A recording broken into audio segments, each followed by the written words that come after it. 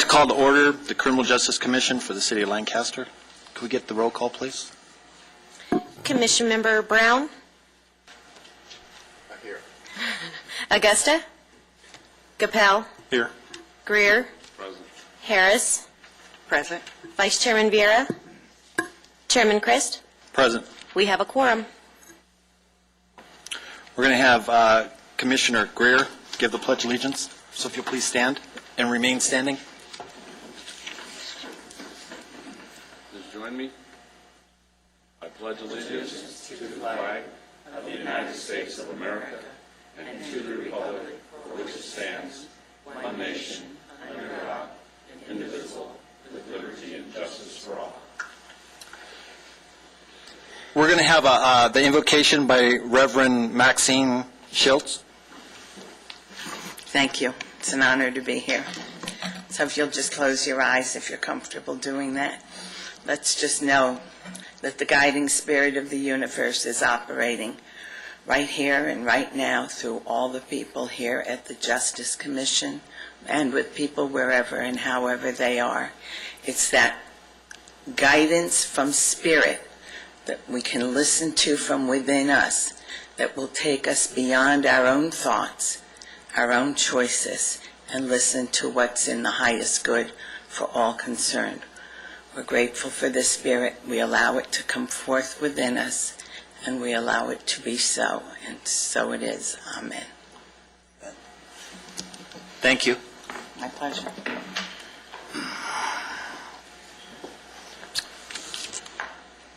We're going to have a presentation of a program called Weed and Seed by Lieutenant Don Doughton.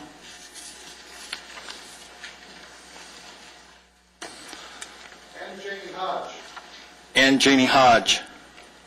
Come on up here, Janie.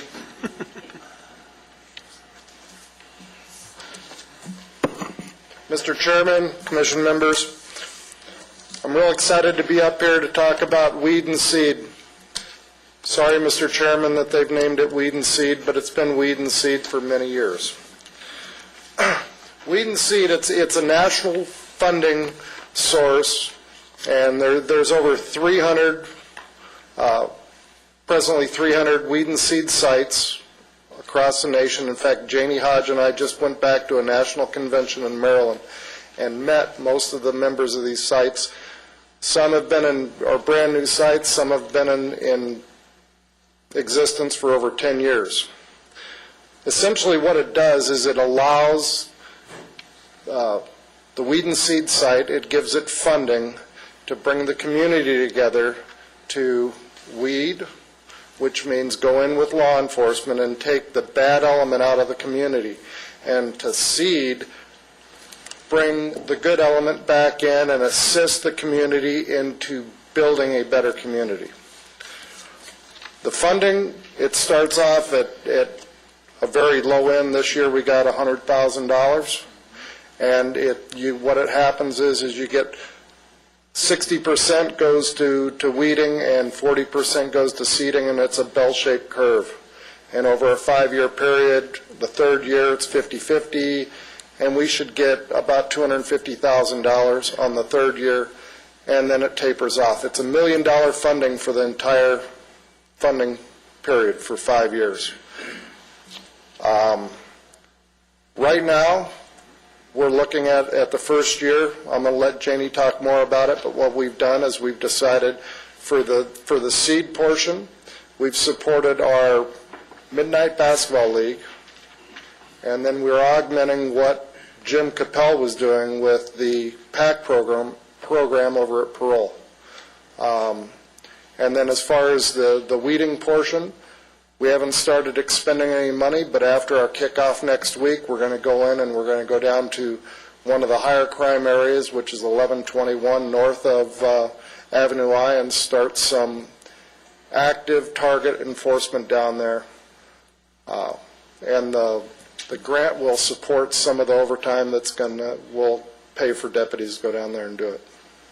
So Janie's going to talk real quick about Midnight Basketball League and specifically how we're augmenting the PAC program.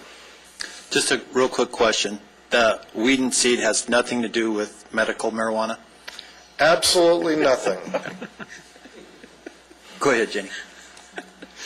Thank you. I appreciate it, and I'm honored to be before you. We've worked on this project since 2008, where Paving the Way became involved with joining other organizations in our community to try to find a way that we can support our community and bring some peace back into some of the neighborhoods that are in uproar. I met Downton, and we started a process to develop the Weed and Seed grant. We have joined collaboratives with the parole department, the prison out here in Lancaster, Bishop, faith-based organizations, Grace Resources. A lot of the organizations that are in resources in our community we are collaborative with. We have a program that we're bringing to the parole where we're doing interviewing skills, computer skills, we're doing life skills, anger management, self-esteem building, and we're also bringing a fatherhood project and parenting to that facility. We are in the process of setting scheduling now. We are also in connection with the Midnight Basketball, which is also a national organization, and it is designed to bring the young men and women that are on the street from 9 to 2 in the morning to give them something positive to do.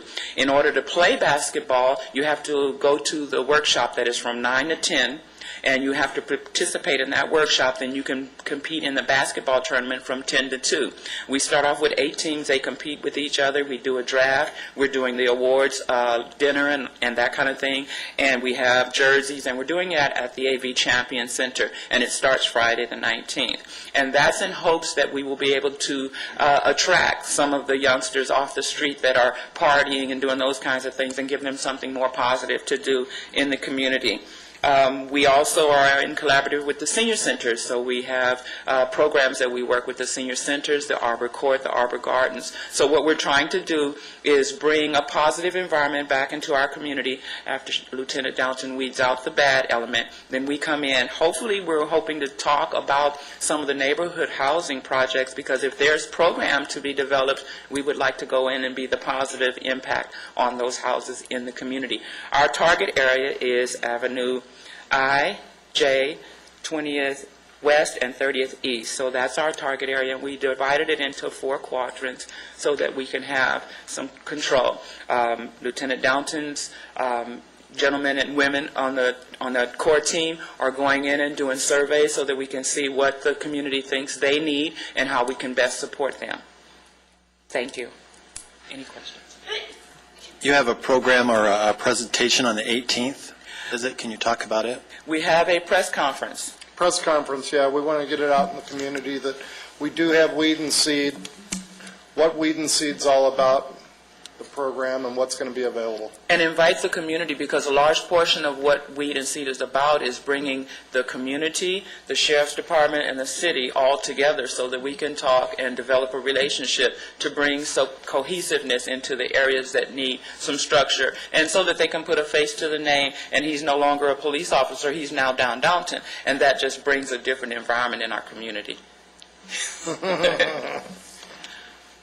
The surveys that you're going to do, are they similar to the one that was just finished at Parkview area? Oh, yeah, you know what, I mean, what we did is that we just modeled it exactly after what we're already doing. Why reinvent the wheel?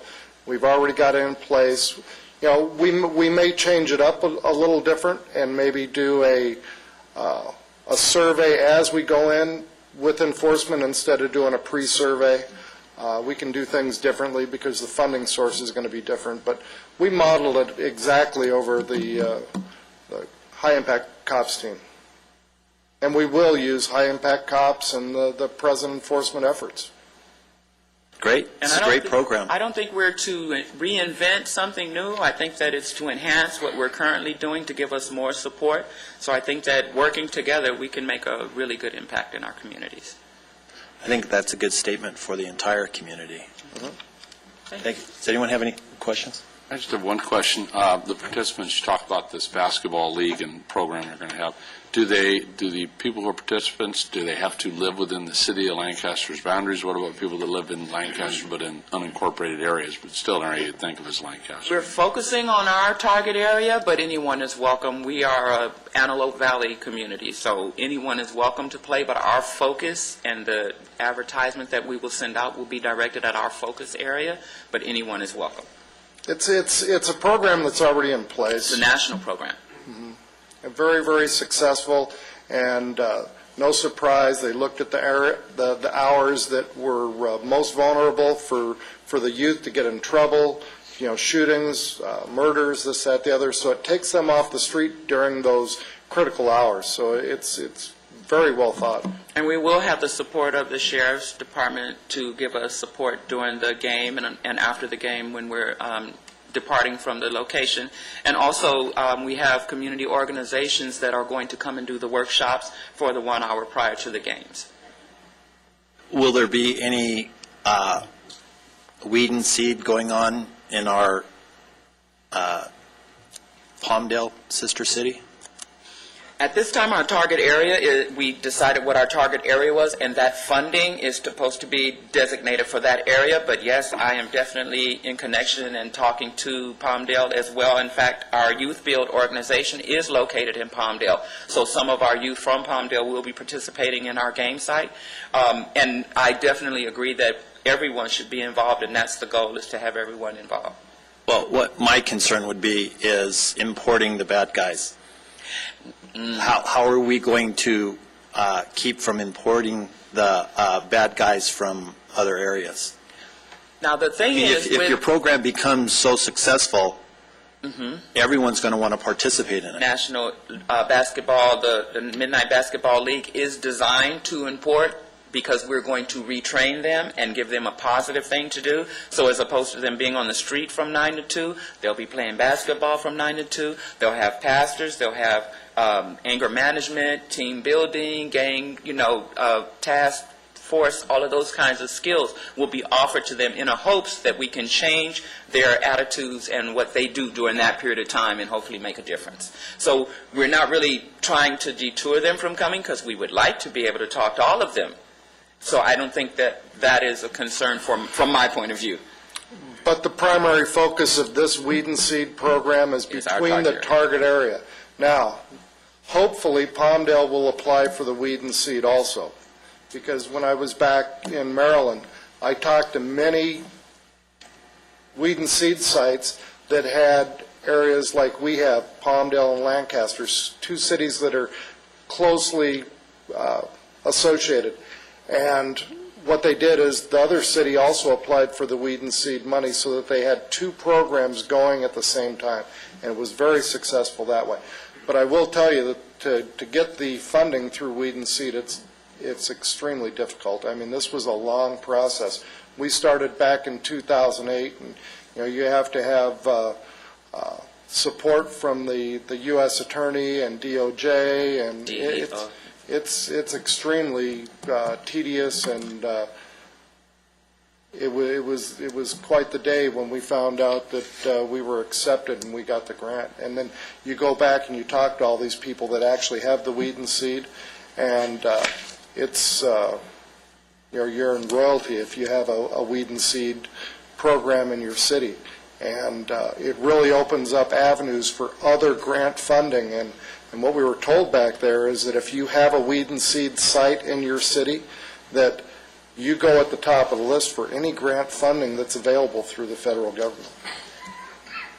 That's great. So what you're saying is, regardless of the area that they're coming into, weed and seed is going to take the bad guys and turn them into better people. The resource portion of it, the seeding portion of it, that's our goal, to take the bad guys and give them a refocus and help them to see that there is a different way that you can live outside of the past that you've been, and that you are not what you've done. You are a person, those are experiences, and you can change at any time. Great. Anyone else? Yeah, I got a quick question. For the weed aspect of the program, are we going to change anything the different teams or anything like that, or is it all going to be just the same, or is it just increased patrol, or what are we going to be doing? All we're going to do is just augment our present enforcement efforts. So for this first year, we end up with about $20,000 that we can use in overtime. So if parole, probation, the sheriff's department, if we've got a special operation, we can assist with some funding on that. If Shelley, needs some special assistance or time to do the neighborhood watch in 1121, because we haven't been successful in 1121. We need more neighborhood watches in 1121. We can augment that and help her out. Okay, thank you. And we're also wanting to be in support of whatever activities that are currently going on. If we can support in any way, we would really love to sit and talk about that. Thank you very much. Thank you very much. Really for having appreciate me. your help. All right. Thank you.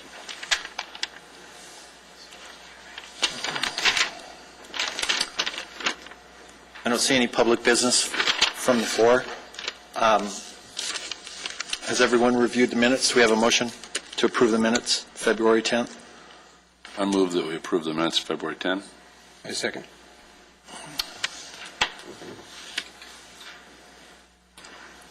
Need to vote.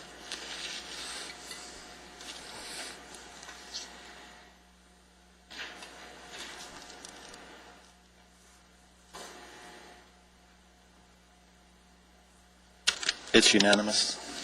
Thank you. New business, one, the commission goals. We talked about them last week. Were we able to get any other stuff, Jason? No, we looked at the FBI statistics. They don't have the full year out. I don't know that it would be appropriate to take a 6-month picture of that. I think it's probably more appropriate to take a year picture. I don't know when they come out. Axel or Don might have a better understanding of when those FBI annual statistics come out the full year. But we don't have any full year information for you as it relates to what other cities are, the comparison of other cities, and where their crime rates are. Okay. But we're monitoring it. When the full year comes out, we'll get them to you. April? Preliminary stuff comes out April. I think the final stuff is not until July from all reporting agencies. Laura had some dates. Oh, I'm sorry, sir. Yeah, I should have turned that on. I always forget. My mouth is usually loud enough. But it starts coming in April, and then I believe her timeline was that on all the finalizations and mandatory reporting out for the FBI statistics is July. When the final, right. Okay, so we should probably put off changing our goals, but we could talk about it now as far as, Jim, you were talking about some things earlier. I had some recommendations for setting up some goals. I was thinking about this, and one of the things that I would really like to see is an increase of the Neighborhood Watch impact, the Neighborhood Watch program. I feel that we need some more community resources out here. If we could have the block captains come in, especially in the areas where the 1121, 1125, so we can actually get feedback from the community.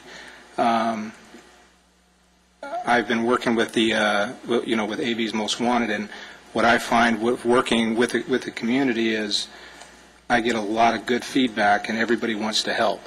So if we can have a forum of some sort that we can actually get information from them and get the information out there to them, we could really enhance our capability here. I've been told that there is in the Neighborhood Watch program that people can anonymously get online and tell problems in their neighborhood. I don't know anybody that knows about that program, and I think we need to get that out there so that we can actually get more information from the neighborhoods.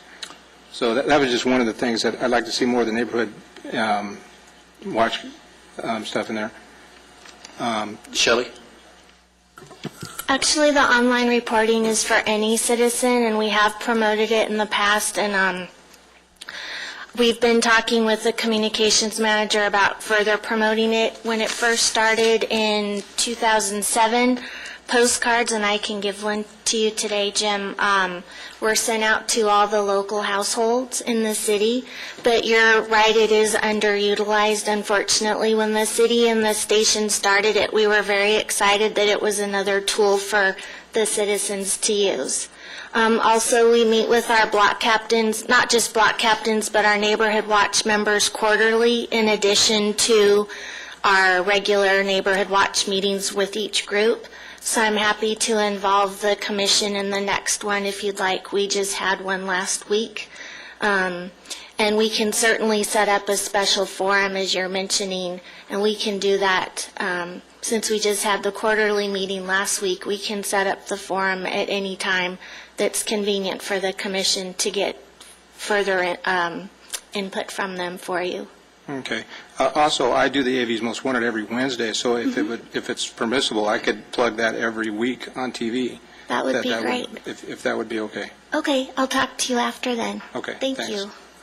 One note, too, is you might separate programs from goals as well. There's opportunities for the commission to do programs, and I think this would be a great one, specifically targeted at those statistical areas that Jim provides that are typically high crime, maybe targeting programs towards that with the goal of, I mean, we're talking about broad goals, with the goal of impacting those maybe more specific areas with lessening crime rather than a 300 citywide, start narrowing it to those high crime areas that Jim typically identifies on a weekly basis of what are high crime areas. So you have a program, whether it be through Shelley's or through the CSOs or Neighborhood Watch, that impacts, or the sheriff's survey that they do and neighborhood-based, that program would help impact the local crime rate for these statistical areas that may have an impact in that measure as well. So make sure we need to be careful to separate goals from programs. Programs are important, but goals are also, those programs should impact those goals or achieve those goals. I basically was just saying that as a goal, we should increase that. That should be one of our goals, is to increase that program. And part of the goals with the Neighborhood Watch, Shelley, is I'd like to see if there's some way we can involve and get a presentation by the fire department for our Neighborhood Watch people for our CERT, to have them, the Community Emergency Response Team, and then partner with some nonprofits in order to pay for their backpacks and their supplies and that. Okay. And we can do that. I can talk to you further about that after as well. We do promote CERT whenever we get local training dates to all our Neighborhood Watch and Business Watch people, members, and to the general public whenever we get those training dates. And we have done a lot of emergency preparedness because we have other materials in addition to CERT. And those of us that are teaching it to Neighborhood Watch, we have been CERT trained. But we do promote that to our Neighborhood Watch all the time. So just to make you aware of that, too. Thank you. Dennis? I guess just comment in general concerning the goals. I recall the last time we talked about it specifically, there was some discussion about trying to set a new target number that was somewhere below the 300 figure that we initially started with the commission. And when we did that a year ago, one of my comments then was to, in the goal statement, to say, 300 or, less, rather than pick a specific number. 300 at the time, at least to me, with the limited information I had, seemed very aggressive. And incredibly, unfortunately, because of the good work of the LA County Sheriff's Department, the city, and the citizens, and I always look back to Shelley with her neighborhood organizations. These neighborhood watches are terrific.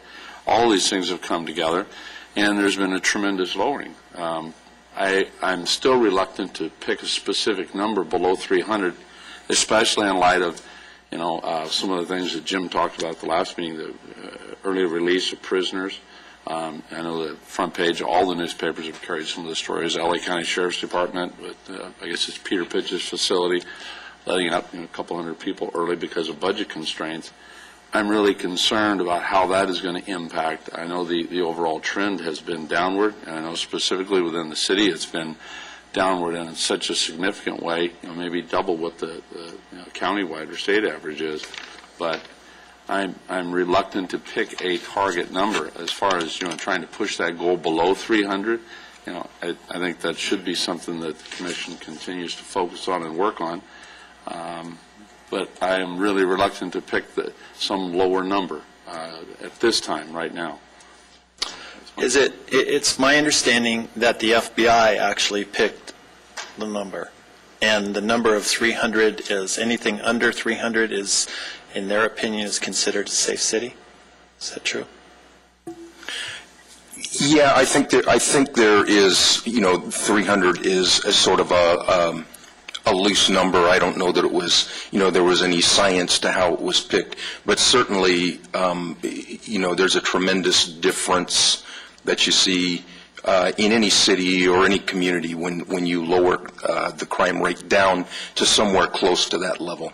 So probably more an instinctive pick than anything else, but there is very clearly, I think, more faith in the public safety system on the part of citizens in any community where the crime rate is down that low. My concern is, if we're going to do the Sky Sentinel, and we're going to take a look at it, and we've reached our goal of 300, and people will say we don't need tools like that in our community as long as we're considered a safe city. If we target a goal that's realistic, a goal that can use that tool to make this one of the safest cities in America, I think it would be good to lower the crime rate to those positions. So if we're looking at a crime rate of 250 and we use the Sky Sentinel as a tool to help us, I think it's better public relations for the community to say that's one of the reasons we need this tool, is to get it to 250 so we can have a lower crime rate, so we can get more jobs in the community, so the people can stay here, so the people can have stay with their kids, so the education can become better. I mean, it's a vicious circle, but we have to start by saying we need it to be one of the safest cities in America today, and I think it starts with the Criminal Justice Commission. I do too. We're facing, I think, over the next year or so, some of the most serious issues that we faced in law enforcement in a long, long time. The sheriff has committed to the board to cut $128 million from the sheriff's budget, and we're going to do that through overtime, and that's to avoid layoffs and furloughs and all that type of thing, which isn't going to do the sheriff's department any good at all. So he has chosen to eliminate that money through reducing, in fact, almost eliminating overtime. And it's going to be interesting to see how successful we are at that, but the overtime is going to come out of what we call vacancy overtime. That means we are not going to have overtime to fill in behind things like deputies on vacation, deputies calling in sick, already existing vacancies that we have at the station. In other words, we don't have every position filled. I think we have about 12 deputy vacancies over at Lancaster Station right now. So that's going to be a real challenge. We've called deputies in from various special assignments to go back to patrol to help us out with all this. The department's trying to organize around a commander to begin to borrow resources from other stations to try to fill in holes and having the stations work as a team to try to address some of these problems. But it's going to be a real challenge, and the bottom line is, if there's no overtime available for late arrests and things like that, deputies are in a position where they're going to have to hand paperwork behind their arrests off to another unit coming on duty, or they're just going to have to wrap up the end of the day to make sure that they go off duty at the proper time so they don't accrue overtime behind late arrests and things. So these are all challenges. This can make a real difference in how effective we are out there arresting and getting involved in various tactics and operations that reduce crime. So I think that the whole concept here we're talking about of trying to lower the crime rate below what it is right now is going to be a real challenge. I think philosophically, though, we ought to state it's a goal and move toward it if we can. But there are going to be a whole lot of challenges. Then, of course, we all know about the release of parolees, non-revocable parolees, which means that fresh charges are the only way to take them back into custody. It's going to be a tall order, but from the standpoint of philosophy, I think it's a good idea to set a goal and then just do what we can strategically to try and accomplish it.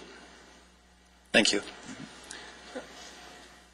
Captain, how are these special teams going to be affected by the budget cuts? They're going to be affected to a certain extent because the special teams, by their nature, they have to kind of roll when they get information about crimes and things that are occurring that they're responsible for enforcement activities over. They depend on working informants and doing good investigations, developing information so that they can get out there and get their job done. You know, they don't respond to calls for service. They work up information, and they have been extremely hardworking and extremely effective. But if they don't have that overtime available, once again, I think that we're in danger of seeing a little less production out of our special teams. Is there a possibility of getting a multi-agency team together that would help share the cost, like putting a parole agent, a probation officer, maybe a CHP deputy or anybody, and putting a team together and just hit our target areas? Is that a possibility at all with the upper echelon of all the departments? Absolutely. Absolutely. It's something that we'd all have to, of course, sit down and discuss, get the various representatives from the agencies that we want involved together and sit down and discuss the possibilities. I think if we had something like that, we could hit the target areas more on a daily basis and maybe make an impact that way. Sure. Sure. It's certainly worth exploring. Okay. Thank you.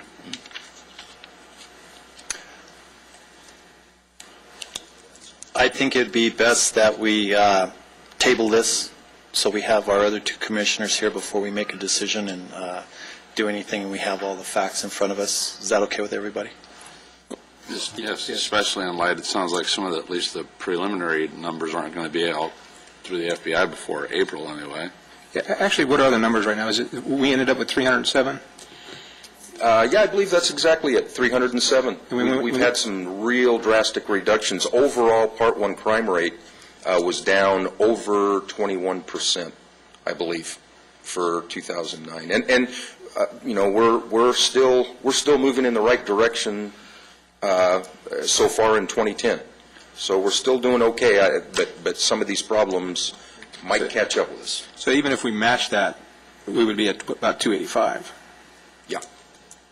One note we might help, instead of tabling it, if it direct us to put together kind of a modification based on some of the conversation we've had today, so there's actually a document that you can look at and talk about and debate, specifically with regard to your comments as it relates to the neighborhood watches in specific targeted areas. I think that's going to be key to, let's put it on paper and talk about it at next meeting, at least give us that direction to do so.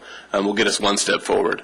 And I think are we meeting next month? No. No. So it's probably even more imperative that we start working on these and getting something in writing, regardless of the 300 number or 250 or where we lay on that. At least start talking about these targeted areas with Neighborhood Watch, as well as the discussion we've had continually about Business Watch and identifying those top 10 businesses that are subjected to the Part 1 crimes and trying to make an impact on those top 10 businesses. Those targeted areas as well as those targeted businesses may have a major impact in getting us to that 300 number or that 250 number, depending on whichever it is.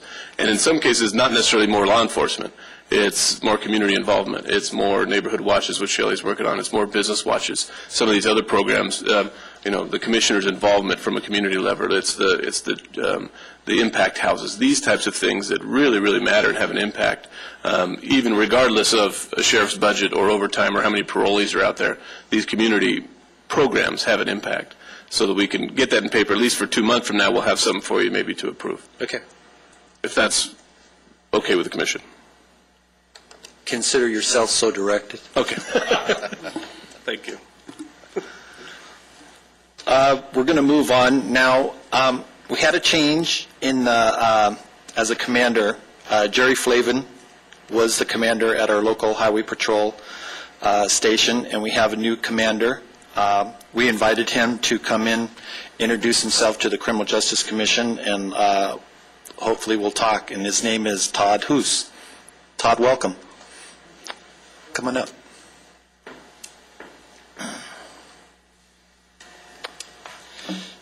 I look forward to working with you. I understand this is each month, except for like next month, right? Correct, because of the elections. Okay. I've been a commander for 4 years down in the Santa Clarita Valley, and so I have expect to be here a few years. The way our department works, you never know how long it is, but it'll probably be 2 or 3 years at least. I still live in Santa Clarita. I'm very involved up here in the community. I have a few friends. My mentor is an old guy you might know named Greg Augusta.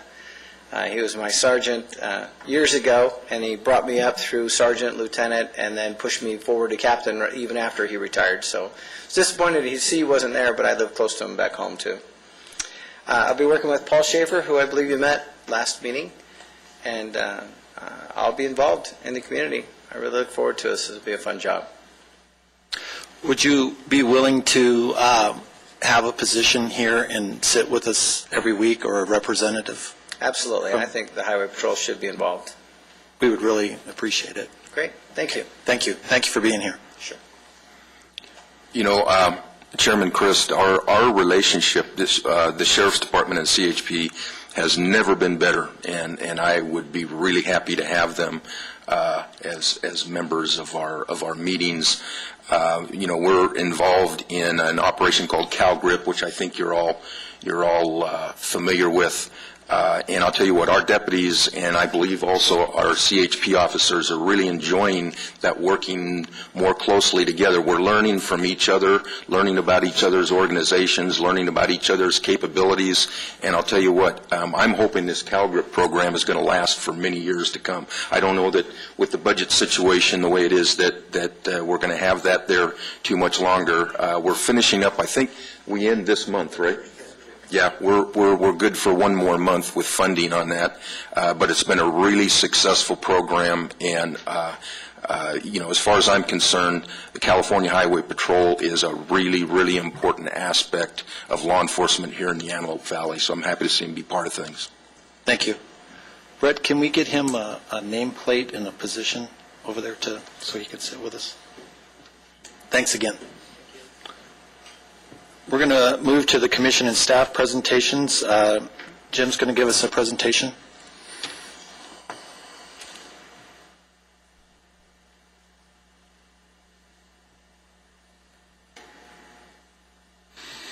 Thank you, Chairman Christ.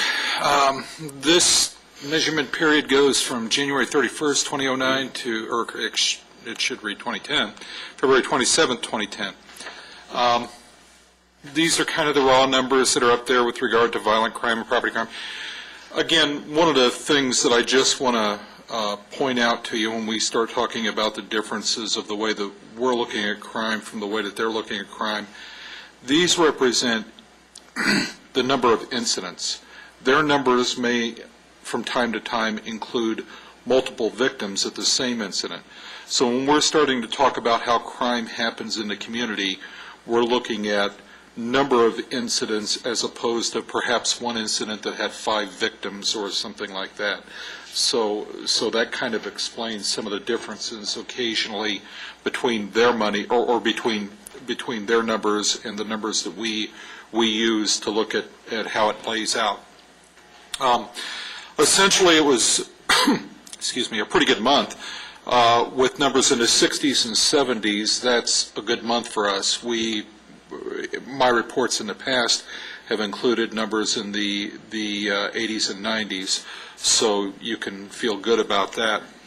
As we look at the arrest statistics up there, we pull those from the booking sheets at the sheriff's station, and these contain booking.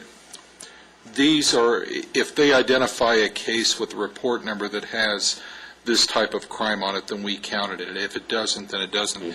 So you have the, I'm not real confident in the numbers that we got all the booking sheets for week 6. As you can see, that number's a little bit low, but 7, 8, and 9 are pretty consistent for us on a week-to-week basis. The report numbers, again, the range was from about 642 in week 9 to a high of 699 in week 8, and weeks 6 and 7 fell within that range.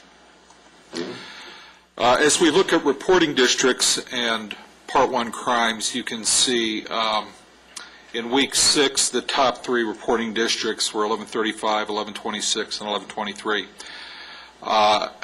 Week 7, 1121 popped back in again in the number 1 spot, followed by 1126 and 1133. And then in week 8, we saw the reemergence of 1121 and 1137, and by week 9, we were back to having 1135 in that group as well. When we look at the way that the group or that the reporting districts fall out for the top 5 during the measurement period, we can see 1126 topped out at 30, followed by 1121 with 28 counts. 1135 followed in 3rd place with 27, and then 1137 was in the 3-way split for number 4 with 21. And the other district or reporting districts tend to move in and out. We see a lot of flex or a lot of movement with the other reporting districts. They don't have usually the consistency that 1121, 35, and 37 have. As we take a look at Part 1 crimes in general and the way that they lay out around the community, we can see when we take a look at homicide, where we see a upward trend developing, but you must take into consideration that that's a very low frequency crime, and so if we have 1 or 2, that could throw our numbers off, because our baseline for homicide week to week is only 0.22. So that can give us the appearance, just if we have an unlucky week and pick up 1 or 2 homicides, then that skews that number just a little bit. Kind of the same way with rape, a low frequency crime for us, but and again, our baseline is right about 1, and you can see a little bit of an uptick trend right here.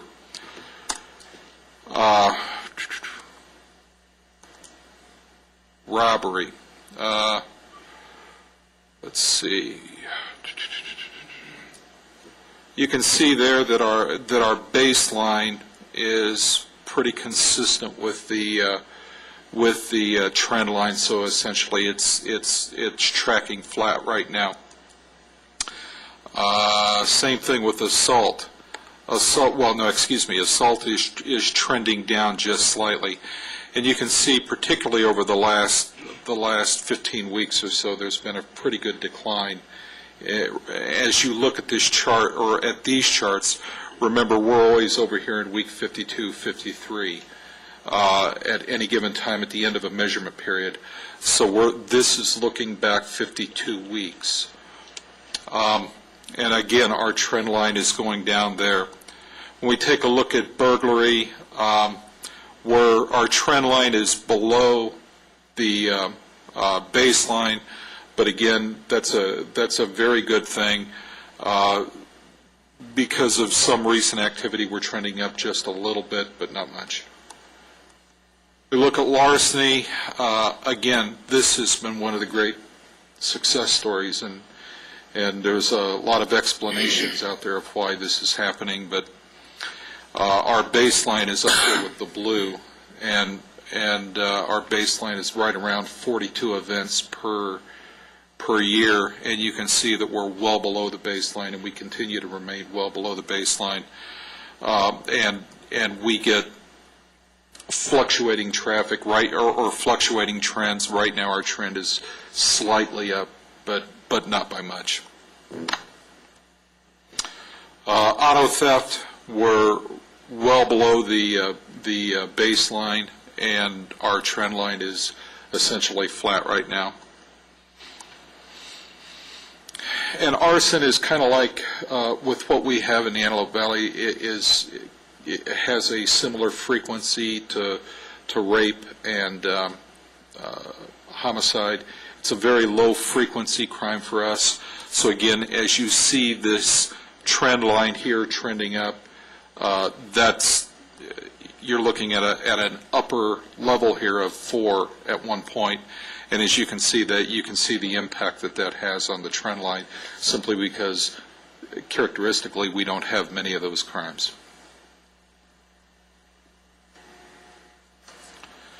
And this just graphs out the incidents for you, so you can kind of get an idea of them. This goes for the measurement period of January, or excuse me, of the February timeframe. And then finally, the maps that you have in front of you.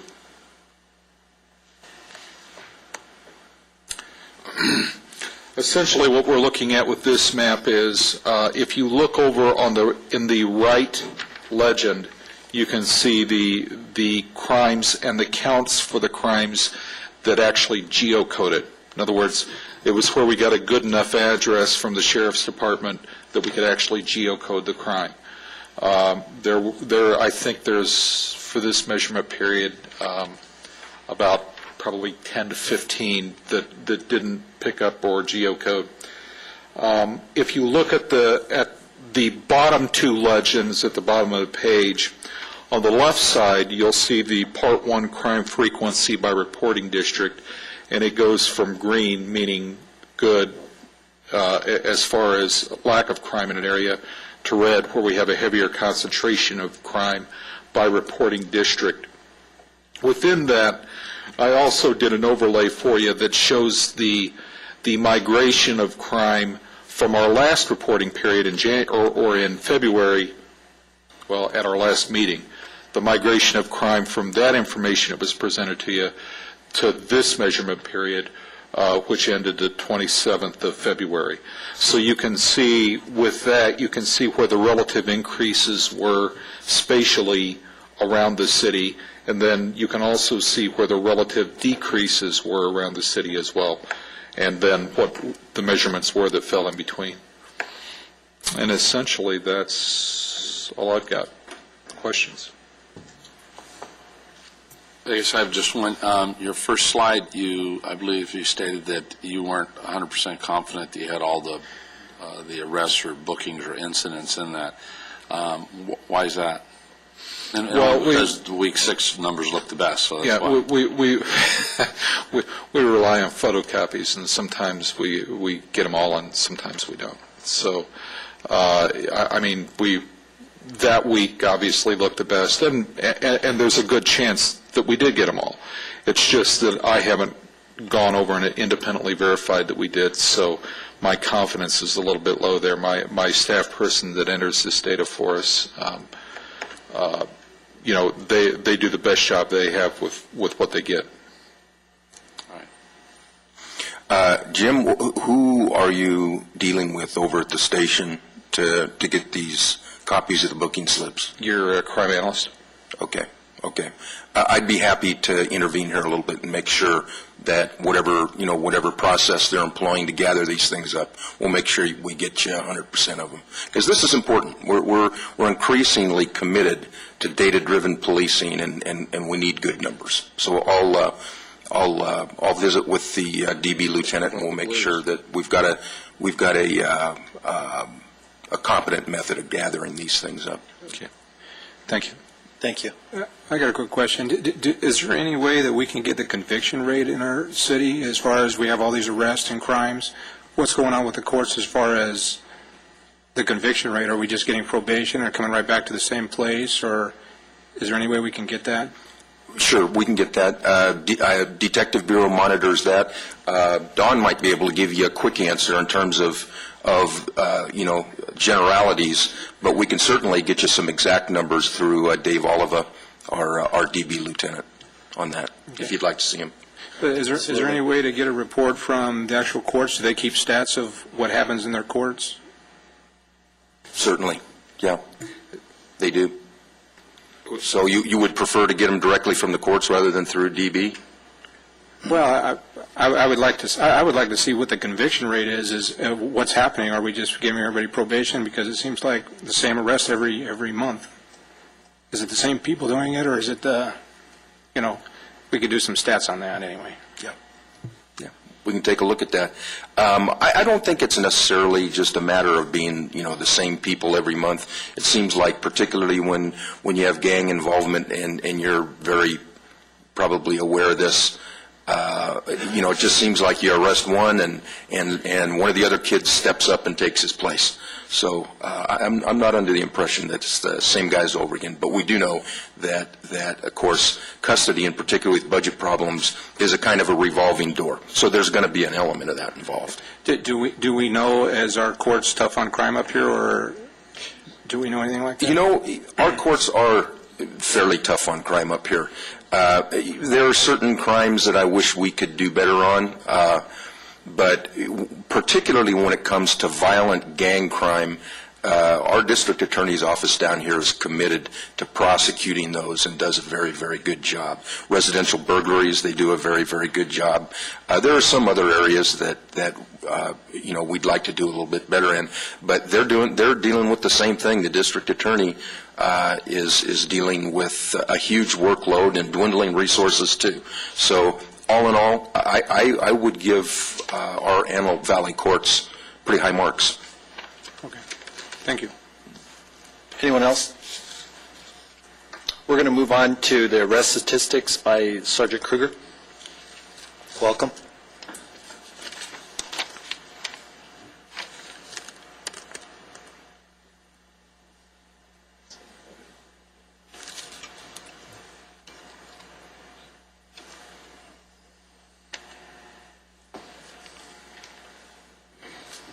Good morning.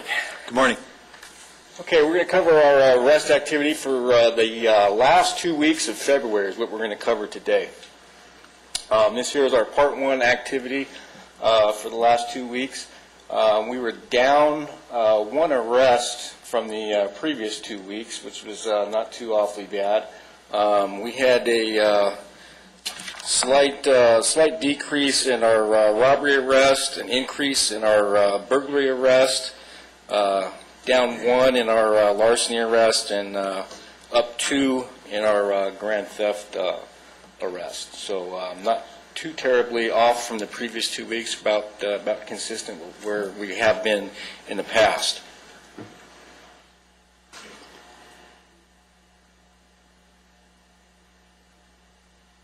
Now, this slide will cover our Part 2 activity for the last 2 weeks. We had a pretty significant decrease in our Part 2 arrests for that 2-week period. 469 for the 2 weeks and 564 for the previous 2 weeks. We're down a total of 95 arrests. Our biggest drop was in our vehicle and boating laws, where we were down 37 arrests. And the next category down would be our narcotics-related arrests, where we were down 16 arrests.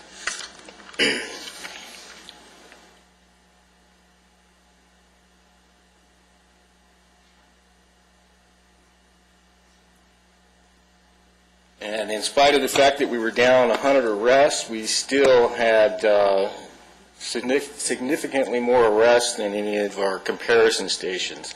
We were 68 Part 1 crimes. The closest one, I believe, in Part 1 crime arrest was Century Station, or Lakewood Station, I'm sorry, at 51.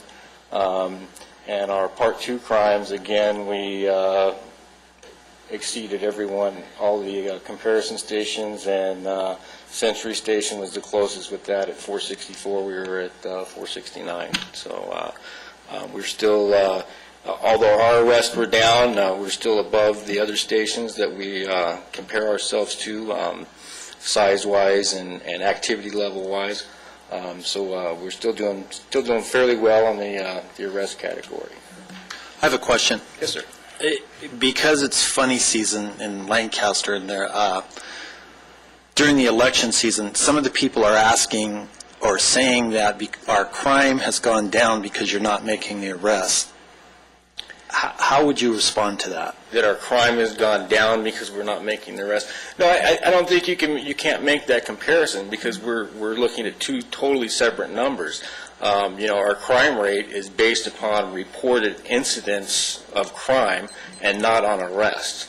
I mean, the arrests are totally unrelated to the crime rate. I'm looking at this and I'm saying, I think you're doing your job out there. You're out shaking the trees, you're out making arrests, you're doing whatever you can, and, we're arresting more people than everyone else. Yes, absolutely. Is that a true statement? Absolutely. Okay.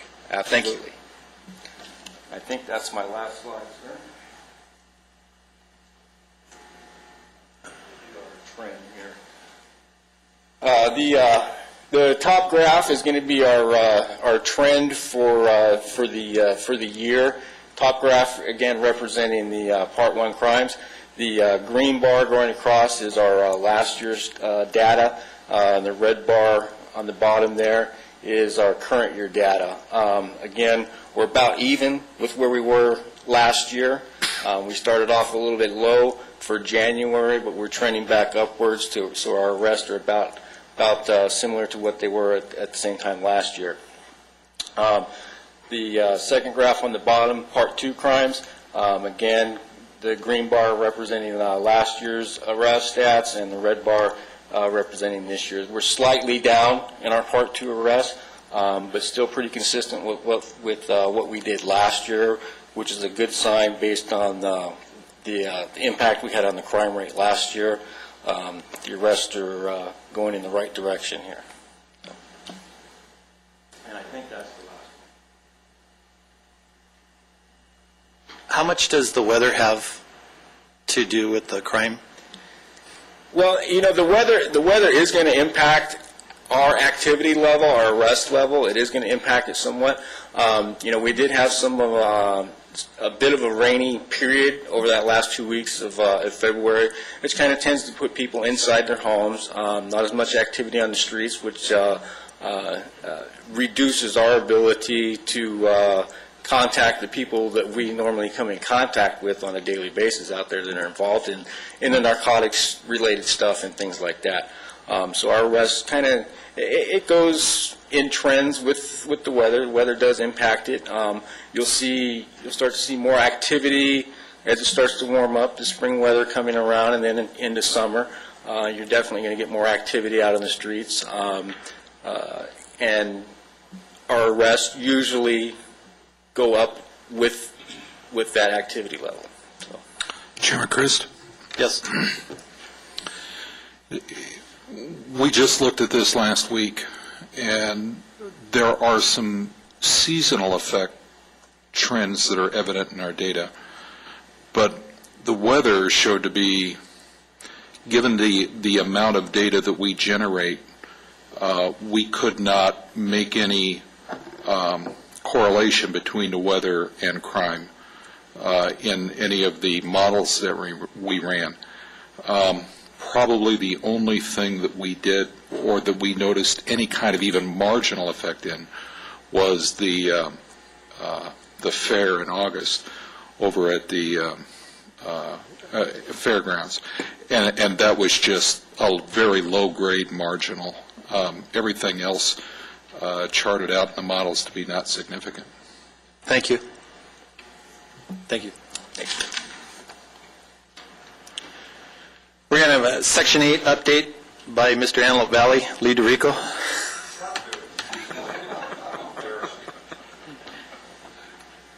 First, I'd just like to say that Sergeant Krager here, because he's a very mild-mannered, kind of humble guy, but in our eyes, he's a huge hero. It's directly how it impacted our burglary rate here in our community and his burglary team.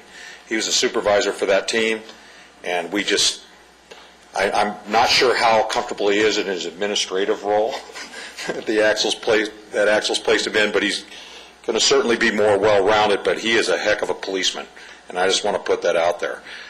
So, Thank you, sir. all right, Ken, and he'll never say it, and he doesn't like to be put out front like that, but he's a dynamite guy, so we're lucky to have him. Okay, what I just brought for you this time to share with you is, if you refer to that, that's a monthly report we received from Mr. Rogan, from the Executive Director from the Housing Authority. And it is a report that's provided through the Supervisor's Office that covers the entire Antelope Valley. And specifically, you can look through, and it has some program compliance things that are a huge concern to us. Statistically, their numbers are way down on the amount of proposed terminations and everything they're doing, and that directly correlates to a new protocol system they put in place. And, you know, this is part of the contention that we've had, and as I brought forward in the last meeting in relationship to the letter that we sent down there with certain requests we had for the community here from the City of Lancaster. And coincidentally, some of those have been addressed since our last meeting and are actually going before the Board of Supervisors on the 23rd of this month for approval as adjustments in their administrative plan. So there, we do have a certain level of cooperation there that is turning more to the positive side. We are going to be sending some folks down from the Neighborhood Revitalization Commission to speak on behalf of those requests and changes in the administrative plan. And I'm sure there's going to be a certain amount of contestment from some tenant advocacy groups down there as well, who will make their arguments, and hopefully the Board of Supervisors will go along with the changes in the administrative plan as they're presented. Now, as you can see here, we have a trend, an upward trend of the amount of new contract and vouchers in our city. And it's over the last 12 months, it's a little over 200 of an increase of where we were a year ago. Out of that, some of the issues that we've been raising when we talked about, if you remember, when we talked about regionalizing the program here with more local control, the direct impact of that is as you can look at where the participants are coming from. They're not identifying in the statistical report that if the participants are from our local area or not. We are addressing that, but on the first page you can see that only one contract came from within the community. All the other contracts either came from other places within the jurisdiction of the Housing Authority throughout the county, and then a certain number came in from outside of the Housing Authority to our area. So that is a concern for us. We want to make sure we're servicing our local community, our local population, and the needs here. And then as you look through here, you'll see that it's outlined. We have requested, and they are providing, the amount of contracts that directly affect our disabled folks and our elderly. Okay, obviously that's a concern. We have a huge need in our community. Out of the over 7,000 community members that are on that current waiting list, the majority of them, the biggest population of them are elderly folks. Okay, so we want to make sure that that's being addressed. As you can see here through the fraud hotline calls, this is something that we've brought to light recently. The actual fraud hotline that you see the number advertised in our local paper, and the one that at the city here and the Sheriff's Department refers people to call in and complain about issues related to Section 8 violations. That number is no longer being maintained in the investigation unit's office in Monterey Park. It's being staffed by a member outside of that office. So the number of referrals have gone down to nothing from that hotline. So, and that is in direct conflict of where we were several months ago. In fact, the Antelope Valley being the highest rate of calls countywide that were coming into that hotline. So this is significantly different. So we're concerned about that, is how they're managing those calls, how they're making a determination to refer those to the investigations unit. Historically, any call that was made, any allegation was followed up on by whatever information that was available through law enforcement resources to qualify that information, and then a contact was made or a recommendation made just merely from police reports or arrests. And so that's problematic. And as you'll see, that directly reflects back down into the amount of hearings and the amount of folks that are being terminated from the program in our area for program violations. And what I'm going to do is I'm going to put together like a 2-year trend of how that statistics have changed since that's been being tracked for 2 years, and you can see that decline. But I think the biggest thing that sticks out in this is the very bottom bracket, the Assisted Housing Division investigations. I will tell you from working for that agency for almost 8 years, it is impossible to only have one internal fraud issue or terminatable issue related to a program violation from that agency. Out of 20,000 vouchers to only have, and in our area almost 4,000, only to have one that was generated internally, that can't possibly be correct. Because you can be proposed termination just for not meeting your inspection appointments, okay, or turning in the proper approved paperwork. So that one is something we're definitely looking into right now, and we hopefully will be hearing some information to try and qualify that data. Any questions? Yeah, I got one. As far as we're getting more and more Section 8 housing up here, what is the ratio for investigators to housing? There's no substantiated ratio. As you're well aware, we share the cost of 2 investigators here in the Antelope Valley. The city pays 50% of those 2 items, as well as the supervisor's office pays the other 50%. There's no out-of-pocket expense for the housing authority. There's never been a designated ratio to case management versus the amount of investigators. When I went to work for that agency in 2002, there was 2 people in the whole county. It was Bob Nishimura and I for the entire county. That has grown with some good positive partnerships with contract cities over the years. Today, they have 11 now, total, 3 of them being in the Antelope Valley. So that's not nearly enough based on the amount of issues that are related out there. We have cities that have similar issues with this program as we have. We have been in contact with them to have them join in partnership with us in bringing these issues forward to the county so we can manage this program better. But yeah, that's always an issue. The volume that is generated just from the station is incredible, okay, just based on that. So this is all within the agency that you're seeing here, but the station volume or what's referred over here from the city or other agencies, your agency as well as from parole, probation, the court, the drug court, all those things come into play here, and the numbers are mind-boggling. Is there an actual cap on how many Section 8 houses there could be in our community? No. People have the freedom to move wherever they want to within the voucher. It's a housing choice voucher program, and so they can take that voucher and they can live anywhere in the United States with that voucher as long as the agency of jurisdiction for that voucher has the amount of vouchers available. As I reported last time, they have frozen the waiting list. There is very little movement to any other area but ours. We have the most available housing, so it creates a problem for us, okay, and comparable to other communities. So that's something we're talking about. There's other things that are being discussed in relation to interpretation of the Code of Federal Regulations regarding regionalization and priority lists for our area, and I think that all working towards the goal of more local control here in our community so we can regulate how that program's being managed here. I have to tell you that your presentation last month was such a good one that it's helped me tremendously when people have questions for me in regards to Section 8. I tell them to go on the website and take a look at that presentation you made because you certainly made more sense of it to me and hopefully the entire community. And thank you for what you do. Thank you, sir. Thank you. Number 4, I report on the rape prevention workshop. Shelley?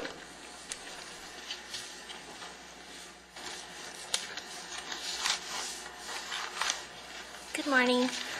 On March 2nd, last week, which was Tuesday, Sergeant Dawson from our Lancaster Sheriff Station did a rape prevention workshop for females here in our community.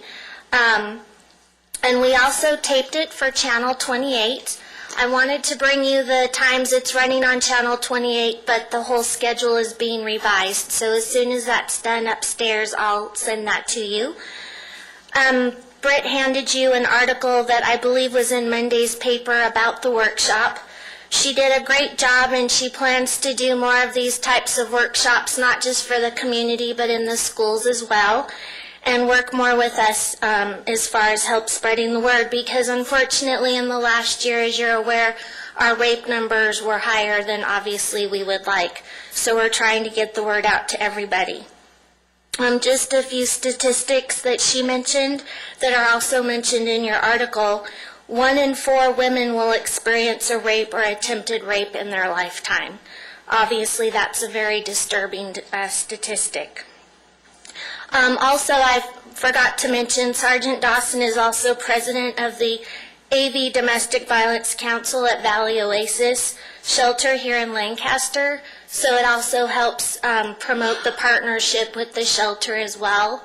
And whenever, in fact, I had a woman call me a week and a half ago that was potentially going to become a domestic violence victim. She's going through an ugly divorce with her husband, and she called the office. So with Sergeant Dawson's help and Lieutenant Doughton, we were able to get her assistance working with the shelter so she can have peace of mind that as she moves through exiting her home and getting her belongings and such, that she's safe, because that was her concern. It was very touching when she called and said that she doesn't want to be a statistic. She wants to be a survivor. So obviously when we get those calls, we want to make sure we get them the assistance they need. Also in 2009, for our rape stats at this station, there were 50 reported forcible rapes in Lancaster and 4 attempted rapes. 29 of those involved adults and 25 involved teens. So that's what we're dealing with, not just adults but teenagers. We're trying to talk about proper choices. Unfortunately, a lot of our rapes involve drugs and alcohol. So talking about, whether you meet someone on the internet and you're going to go meet them, how to handle that, meet in a public place, that type of thing. Make sure you let a family member or a friend know where you're going to meet this person. Again, if you're drinking, have a designated driver, a friend. If a group of women are going out, make sure that everyone accounts for everyone. Don't leave someone by themselves, that type of thing. Sergeant Dawson also, after her hour of presentation with some of these statistics and other information, she spent about a good hour here in the council chamber teaching the women that were in attendance some defensive tactics. So that was very helpful. We didn't tape that portion, but there are some classes coming up in the next few months that are going on through the shelter, so we'll be promoting that when we get the information. Let's see. That's pretty much a quick overview. Do you have any questions? Okay. And like I said, as we get more information on the upcoming classes for self-defense, we'll be promoting those to the general public. Thank you, Shelley. Thank you. We're going to move on to a report by Concepcion Harris on their neighborhood impact. Thank you. Well, I'm going to report regarding 2 of the neighborhoods that Neighborhood Impact has adopted, the Trend and the Paiute neighborhood. We had our open house for the Trend area this past Saturday, and it was well attended. We didn't have any rain during that time, so I think that helped. The wellness clinic in the Trend area has already been identified, and the keys were turned over this week, so we're really excited about that specific partnership. In the Paiute area, the kids are going to be taken to a winter retreat, so we're talking about 15 to 20 girls, and about as many boys are going to be taken to a winter retreat, and they'll be able to do all kinds of fun activities. And so, again, anything that we can do to keep them off the streets. We're working on a sports program that we're hoping that we could have on a monthly basis, some sort of a sports camp. And then we're still working on the garden. And the Mariposa neighborhood that has been recently adopted by AV Christian Church, they are in the process of creating a plan for that neighborhood, and they're going to model the existing template for Trend and for Paiute. I think that's it. Are there any questions? Can I volunteer something? As far as the athletic programs, can I volunteer members from the High Desert Coaching Association to come maybe put some clinics together?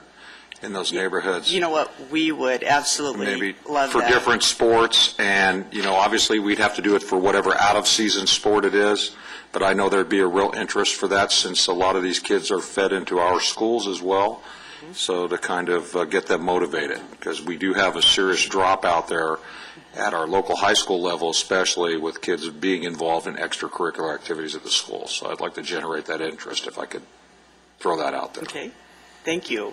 Thank you, Take Lee. it. I don't see anyone, public business from the floor. We have no speaker cards. Okay. Do we have any commissioner comments? Okay. Go ahead. Just briefly, I wanted to apologize to the new commander. Is it Hoos? When I mentioned the comments about the overall approach and the good results of the reduction in crime here, I failed to also include the California Highway Patrol. And I want you to know I noticed that afterwards, and I apologize for that. Certainly, you guys have. I know he does. And I failed to. So, thank you. Okay, we stand in adjournment to, now remember, we don't have one next month, so we stand in adjournment to next May 12th. Thank you.